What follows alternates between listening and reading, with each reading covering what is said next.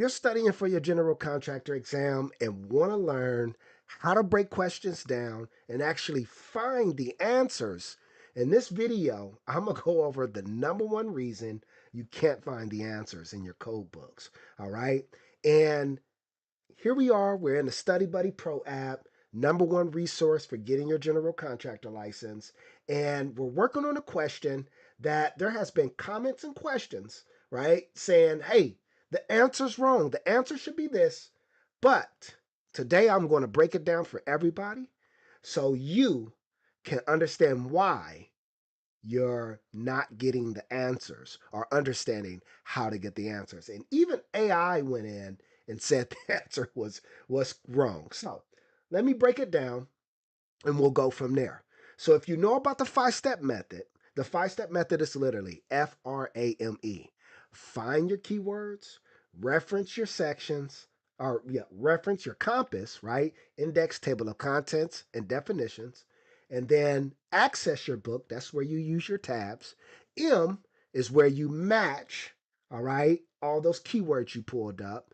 And then E is when you evaluate and you execute. So what I'm looking at is right now, we need to figure out what the question is asking you. All right. That's what we need to figure out. And in this question, it says, unless technically infeasible due to site constraints, the maximum slope of a ramp serving the egress, serving the required egress door shall be 1 unit vertical and blank units horizontal. All right, now watch. Is it 5, 8, 10, or 12? Always read your answers before moving on to your search, okay? Key thing. Always read your answers before moving on to your search. So, when I look at this, I'm like, well, I know we're talking about a ramp. We're talking about its height, right? Its slope. So, I know we're talking about slope. Okay. Or maybe I'm going to say egress. So I'm going to pick one or two keywords. Then supporting, I'm going to pick door. I'm going to pick slope, technically and feasible, horizontal, all these different things, right? Pick three to five of them. Okay. But what happens is I'm putting those in my virtual notebook for me to remind myself these are the words I need to be looking up. Okay. I got ramp, I got egress. One of the things I want to show you, and I'm just going to use egress for instance, right? Of course, we can look ramp up in the index, but I want to use egress as my first word. Okay. So what I'm going to do is I'm going to go back here to my book. Okay. And I'm going to go to my index. All right. And in my index, I'm going to look up egress. Okay. Here I am. I'm going to look up egress. And what do you notice here? There's no egress. And you're like, hold on, we talk about egress all the time. Where's egress? Well, a couple things I want you to remember is when you're studying, it's not to remember answers, it's to learn how to navigate your book. So if you've been doing your highlight drills, you've been going through the questions, you've been learning your index, you've been learning your table of contents, you would have known that egress is not in here. Okay? But means of egress is. That's what an egress is, a means of egress. Access to a public way, right? But there's two ways to go about it. Some people say I would have went to my table of contents, but where would you have started? Okay? And this is where I want you to remember that when you're breaking down the IRC, there's a simple way to remember it. Simple way to remember it, okay? And that's we got 11 chapters. That's all we need to work on. South Carolina, you might have electrical, plumbing, and things like that, but for the most part, you're going to be studying chapters 1 through 11. And there's a simple way to break that down. So I'm going to go back to my table of contents and I'm going to start right here. We got scope and administration for chapter 1. So IRC and the IBC, same.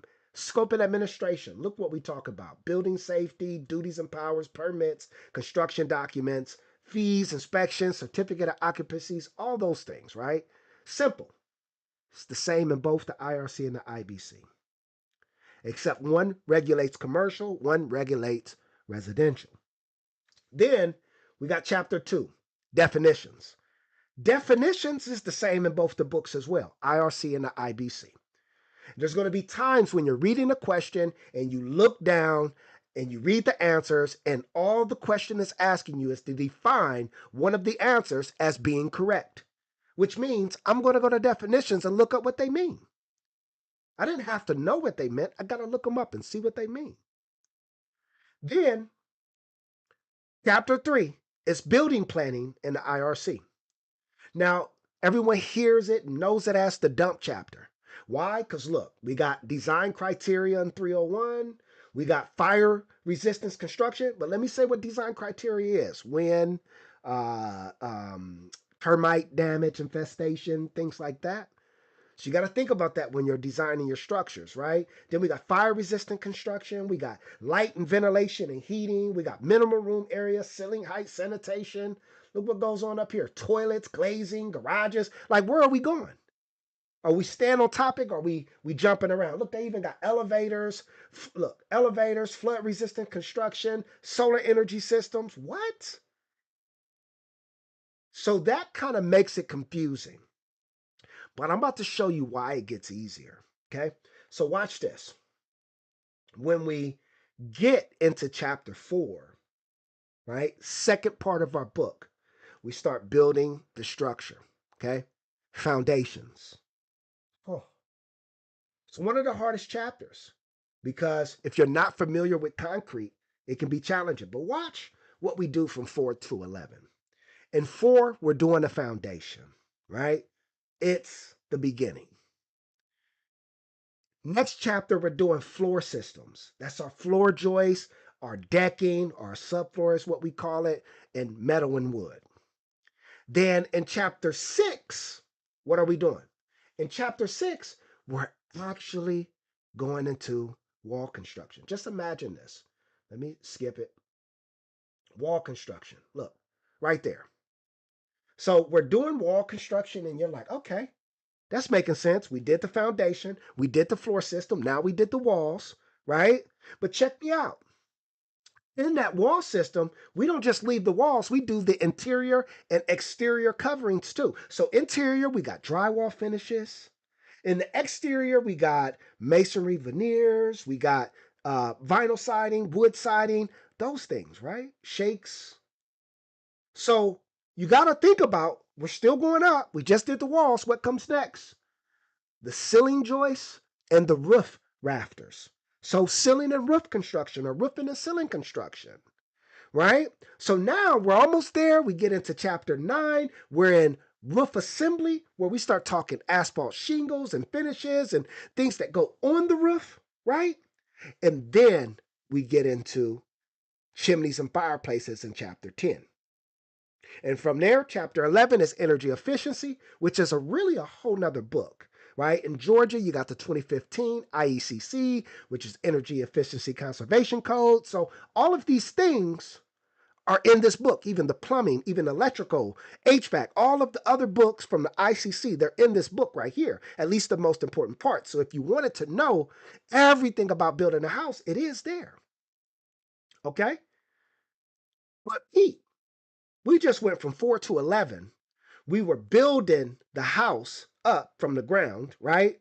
But we didn't talk nothing about fire resistant construction. We weren't talking, let me go back. We weren't talking means of egress. We were talking about how to build the wall, how to do the foundation, how to put the floors in. Okay? We weren't talking site address, accessibility, elevators. We wasn't talking none of that. So anytime you hear questions about means of egress or things like that, automatically you should know we're in chapter 3. We just eliminated all the other chapters 1 and 2, scope and administration and definitions. Chapters 4 through 11, we're building a house up. We're not talking these different safety factors. We're talking structural elements, the building envelope. All right? So you could cut it by coming here. As you can see, means of egress is here, right? 311. But that's using a table of contents. If you know the table of contents, it's a great tool to use. But what if you went to the index, right? Let's Go back to the index. Index is here. And I'm going to go means of egress. Okay. Means of egress. Come back here. Means of egress. Check me out. Now I'm in means of egress. And we got attachment of landings, decks, balconies, and stairs. We got door. We got door is a keyword, right? So here's our main keyword, means of egress, right? And then these are all our supporting. But look right there, it says ramps. So if we would have went and we took egress and we set means of egress and went straight to ramps, right? Boom, we would have went right to the section. Yes or no? So this is why we prefer the index over the table of contents. So we're here, we go to ramps, R311.8 is the section, but watch this. R311.8. So we're here, means of egress, 311, right? Now we need to go 311.8. I think I went a little bit too far. 311.8. Oh, I think I just missed it. 311.8. Ramps. Isn't that our question? Going back to our question, unless technically feasible due to site constraints, the maximum slope of a ramp serving the required egress door shall be 1 unit vertical and blank units horizontal. Watch. Go start right at the beginning. Maximum slope. Ramps serving the egress door required by section 311.2. Sometimes we need to look that up. But let's keep reading. Shall have a slope of not more than 1 unit vertical and 12 units horizontal, 8.3% slope. Other ramps shall have a maximum slope of 1 unit vertical and 8 units horizontal. All right. So, question is our answer right there? Is it 12 or is it 8? Let's keep reading. Where it is technically feasible to comply because of site constraints, ramps shall have a slope of not more than 1 unit vertical and 8 units horizontal. Okay. So right here in this section, I'm going to go back to my question, and it says, unless, hear me, unless technically infeasible due to site constraints, the maximum slope of the ramp serving the egress door shall be 1 unit vertical and blank unit horizontals, unless technically infeasible due to site constraints. What does this say in exceptions? Where it is technically infeasible to comply because of site constraints, ramps shall have a slope of not more than 1 vertical and 8 units horizontal. Unless, okay? So it's not 8. The argument is it's supposed to be 8. Isn't that what people are saying? Making the answer 8. Making the answer 8. Even AI say yes. This is where you can't trust AI. I do got a lot of it in the business, but you can't trust it. Because watch. Let's go back here. Maximum slope. Ramps serving the egress door required by section 311.2. Let's go to 311.2, right? That's where a lot of people mess up. They think I'm just going to stop and, I think I found my answer. But 311.2 says not less than 1 egress door shall be provided for each dwelling unit. The egress door shall be self-hinged, shall provide a clear width of not less than 32 inches where measured between the face of the door and the stop, with the door open 90 degrees. The clear height shall be 78 and height measured from top to the threshold. Other doors shall not be required to comply with these minimum dimensions. Egress doors shall be readily openable from inside the dwelling without the use of a key or special knowledge or effort. Okay? So we're just talking about an egress door here. So when we go back to 311, let's go back to 311. All right. Ramps serving the egress door required by section 311.2 shall have a slope of not more than 1 unit vertical and 12 units horizontal, 8.3% slope. If you guys don't see where I'm at, let me highlight that section. Okay, so you can understand where I'm at. I don't see my pen, so let me do this here, right here. And y'all know I'm live, so let me send this to my wife. Okay, y'all know she'd kill me if I didn't. Now, all right, so right there, other ramps, right? Other ramps. Read this. Other ramps, and then this last part, where it is technically infeasible. Our question says. The question says. Let's go here again. Unless technically infeasible due to site constraints, the maximum slope shall be. So what is our answer? Is it 8 or is it 12? It's 12. All right. This is the number one reason you can't find the answer. Because that one little word, look, unless tripped you up. They're not designed, right? They say, man, they made the questions so it can just trip you up. No, they make the questions to make you think, right? As a GC, you're a problem solver, okay?